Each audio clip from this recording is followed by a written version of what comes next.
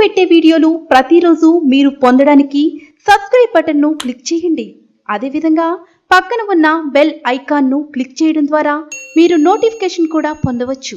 మిరపకాయ బజ్జీ తయారు చేసే విధానము. శనగపిండి లైట్ బరువుగా ఆడించుకోవాలను. తర్వాత శనగపిండి తీసుకుని ఒక బౌల్లో కొద్దిగా కడుపు నొప్పి సోడా, దానికి తగినంత సాల్ట్ వేసుకోవాలి. ఈ మిశ్రమాన్ని మరీ పల్చగా కాదు, మరీ గట్టిగా కాకుండా సమానంగా కలుపుకోవాలను. ఈ కలిపిన మిశ్రమాన్ని బజ్జీ మిరపకాయలు తీసి వాంపెట్టిని సన్నగా నూనె కాగిన తర్వాత ఈ మిరపకాయ బజ్జీలు దాంట్లో వేసి దోరగా వేగే వరకు ఉంచవలను. ముందుగా మిరపకాయలు తీసుకుని మిరపకాయలు చిన్నగా సుతలు కోసి మధ్యలో పొట్ట చీరి మిరపకాయ మధ్యలో వాము, నిమ్మప్పు, చింతపండు పులుపు కలిపి మొత్తం ఈ మిశ్రమాన్ని మిరపకాయ మధ్యలో పెట్టవలను. దీని తర్వాత మిరపకాయ తయారవుతుంది.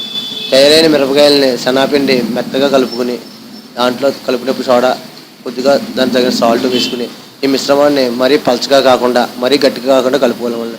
ఈ కలిపిన మిశ్రమంలో ఈ తయారు చేసిన మిరపకాయలని అందులో పెట్టి నూనెలో వేయించవలను. దోరగా వేగే వరకు మిరపకాయలను చూడవలను.